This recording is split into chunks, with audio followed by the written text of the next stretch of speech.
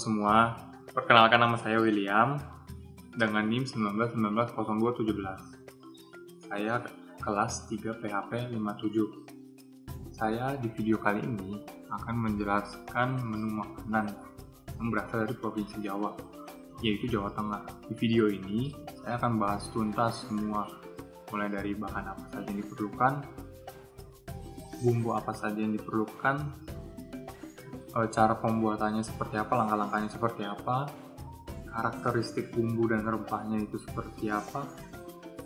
Saya akan menjelaskannya. Sebelumnya saya ingin bertanya, apakah dari penonton ada nih yang udah pernah makan soto Pekalongan? Pasti ada. Bagaimana rasanya? Tulis di kolom komentar. Lalu bagaimana pembuatannya? Nah, di video ini juga saya akan step awalnya itu pembuatannya. Seperti apa, langkah-langkahnya seperti apa. Berikut saya akan menampilkannya. Pertama, saya akan memperkenalkan dulu soto Pekalongan. Itu seperti apa. Soto Pekalongan ini biasa juga disebut dengan tauto Pekalongan. Tauto Pekalongan ini itu bahan utamanya, tauto yang menjadi bahan utama untuk soto Pekalongan ini ya. Untuk sejarahnya, melansir dari Wikipedia, ini perpaduan kuliner dari Tiongkok dan India. Dia itu menyatu terjadi di Pekalongan ya, dan dinamakan jadi soto Pekalongan. Ini seperti ini ya gambarnya, bisa dilihat soto Pekalongan. Ya kayak coklat begitu karena emang warna dari tauco asalnya itu juga emang coklat. Nah, yang selanjutnya ini kita udah beralih kepada bahan-bahan ya. Bahan-bahan yang dibutuhkan. Bahan-bahan yang pertama itu ada 1 kg iga sapi. Kalau misalkan kalian gak punya iga sapi atau misalkan kayak kalian ada daging sapi biasa, itu juga gak apa-apa. Itu bisa juga. Yang pastinya udah dicincang-cincang ya, udah dipotong-potong. 4 liter air. 4 liter air ini air bersih pastinya. Kita juga menyiapkan secukupnya kaldu bubuk. Nah, untuk bagian selanjutnya ini ada bumbu halus. Bumbu halus ini 250 gram. Cabai merah. Bijinya juga dibuang. Ya, ini nanti cabainya akan kita haluskan ya. 250 gram bawang merah juga cincang halus. Ini juga bisa di blender ya. Cabai merah ini juga bisa di blender, bawang merah juga bisa di blender atau diulek bisa. 6 siung bawang putih. Nah, 6 siung bawang putih. Selanjutnya juga ada 6 kemiri, 250 gram tauco, 2 ruas jahe, 3 sendok teh lada bubuk. Nah, selanjutnya ini bahan-bahan tambahannya. Ada 2 serai. Serainya yang sudah pastinya digeprek, sudah dipotong-potong. Nah, 5 daun jeruk ya. 5 daun jeruk. Selanjutnya juga ada 1/4 biji pala. Lalu yang berikutnya secukupnya daun bawang. 30 gram gula merah. Dan untuk pelengkapnya kita bisa pakai lontong, soun, bakmi soun, jeruk nipis, bawang putih goreng ya maksudnya, toge pendek, bisa kecap dan sambal. Selanjutnya kita ke langkah-langkah pembuatannya. Yang pertama ini seperti yang ada di gambar ini, kita merebus iga sapi yang sudah tadi kita siapkan ya, yang pastinya sudah kita potong-potong tadi.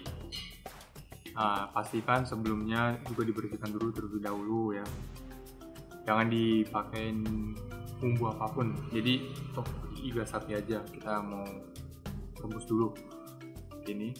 Nah, yang kedua ini merebus cabai ya. Cabai yang tadi sudah kita buang bijinya kita rebus dulu agar aroma cabainya lebih tidak dominan ya. Jadi tidak terlalu menyengat gitu ya. Lalu kita blender semua biar jadi halus seperti ini ya. Atau diulek-ulek juga bisa.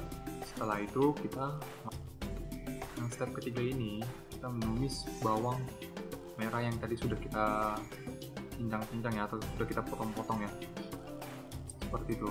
Kita tumis di wajan yang berisikan minyak. Pastikan jangan sampai gosong, kita sampai aroma wanginya tercium, itu artinya sudah. Nah, yang keempat ini kita memasukkan bumbu halus ya. Bumbu halus yang tadi kita semua udah kita tumis sampai wangi ya, yang semua tadi itu cabai, bawang merah dan segala macam kita masukkan. Lalu kita masukkan juga tauco ya. Kita masukkan tauco, aduk sampai rata. Lalu kita juga memasukkan daun jeruk ya di atasnya, seperti ini nih. Jadi hasilnya akan seperti ini ya, di gambar. Kita taruh daun jeruknya setelah lumayan matang, kita taruh daun jeruk di atasnya hingga keluar aromanya. Jadi nanti aromanya sudah lumayan tercium, ini sudah lumayan. Nah, yang berikutnya kita masuk ke step kelima. Ke step 5 ini kita memasukkan iga sapi beserta air rebusannya yang tadi kita rebus. Lalu kita masukkan biji pala juga pada air rebusan itu sama iga sapinya, agar hingga daging sapinya itu empuk gitu ya, biar jadi bumbunya meresap gitu ya. Jadi kita semua satukan yang bumbunya tadi, yang bumbu halus sudah kita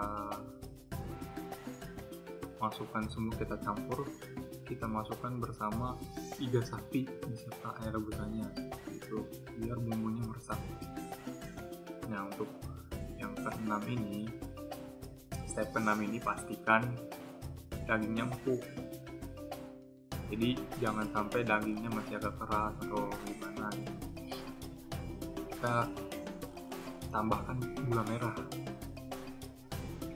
untuk kita memastikan apakah sudah pas atau belum. Kita boleh mencicipinya, kita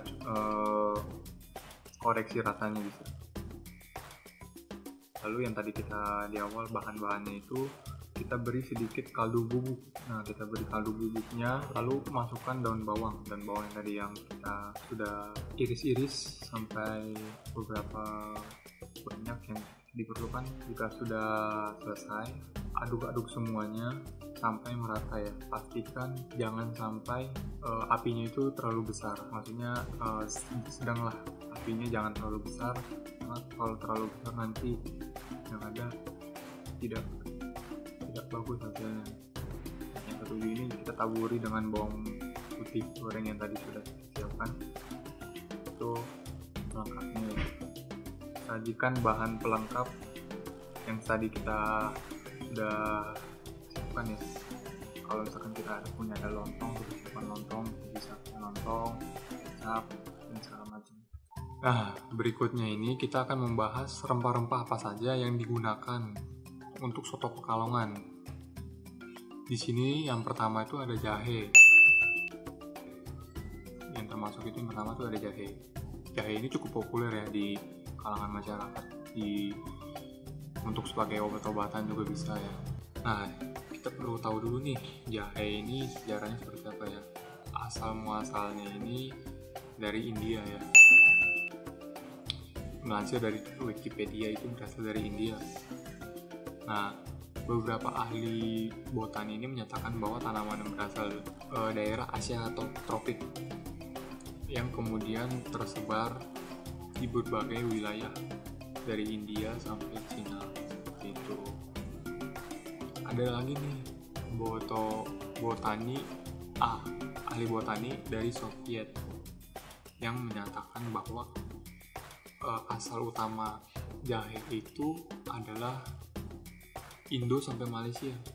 Jadi yang meliputi Indo sampai Cina, Malaysia, Filipina, dan Indonesia seperti itu. Nah, perlu diketahui pertanian terbesar jahe itu ada di Jawa Barat ya. Di Jawa Barat dengan persebaran utamanya berasal dari daerah Cianjur, Majalengka, Garut, Ciamis, hingga Cirebon. Kenapa demikian? Karena ini berpengaruh pada iklim. Pertumbuhan yang cocok dengan kondisi fisiologisnya. Ini ketinggiannya sekitar 0,1 sampai 500 meter di atas permukaan laut ya. Suhu optimalnya berkisar 20 sampai 35 derajat Celcius. Beberapa ahli botani menyatakan bahwa tanaman ini juga di daerah Jawa disebut sebagai jai. Kalau sebagai jahe. Untuk karakteristiknya, kita beralih pada karakteristik jahe. Karakteristik jahe putih itu dia ada 3 jenis sebenarnya. Ada jahe putih kecil, sama jahe merah. Jahe putih ini jenisnya ini rimpang, itu jemari kita yang besar gitu kan, rimpangnya besar, gemuk, potongan melintang berwarna putih kuningan. Jadi saat kita potong jahe itu dia akan berwarna kuning kayak seperti kentang warnanya, tapi nggak terlalu mirip kentang banget ya, sedikit berserat dan lembut ya, dan dia juga pedas ya. Aromanya ini nggak terlalu pedas sebenarnya, dia nggak terlalu pedas dan kurang tajam, beda sama yang jahe putih kecil. Kalau jahe putih kecil ini aromanya tajam, pedas, aromanya rasanya pedas, bentuknya juga pipih seperti yang kalian bisa lihat di gambar ini. Jahe ini seperti ini. Nah, ini bubuk jahe ya. Kalau misalkan jahe itu dihaluskan seperti ini, dia ada satu gambar yang mirip dengan bubuk jahe. Jahe ini adalah tanaman rimpang ya, yang sangat populer gitu di kalangan sebagai obat. Tadi seperti saya bilang ya, Jawa biasa kan ada wedang jahe. Untuk yang terakhir, kesimpulannya kita harus mencintai semua masakan Indonesia ya. Jangan sampai masakan Indonesia ini punah atau hilang ya, karena kita tidak mencintai masakan Indonesia. Karena pada sekarang ini ya, masakan Indonesia itu sudah terpengaruh atau terkontaminasi dengan makanan fast food ya. Jadi makanan fast food ini lebih mendominasi dibanding makanan Indonesia, makanan dari Indonesia. Saya juga terkadang melihat orang asing itu lebih mencintai masakan Indonesia dibanding warga Indonesia sendiri. Kita jangan menjadi asing di negara kita jangan menjadi tidak tahu apa-apa tentang negara kita. Kita harus melestarikan budaya kuliner di Indonesia agar tetap terjaga hingga akhir kita nanti. Dan untuk adik-adik kita harus memberitahu dia bahwa seperti ini loh makanan Indonesia, bukan makanan Indonesia. Jangan sampai nanti dia tidak tahu ini makanan apa seperti itu. Sekian dari saya, kurang lebihnya mohon maaf apabila ada kata-kata yang tidak berkenan atau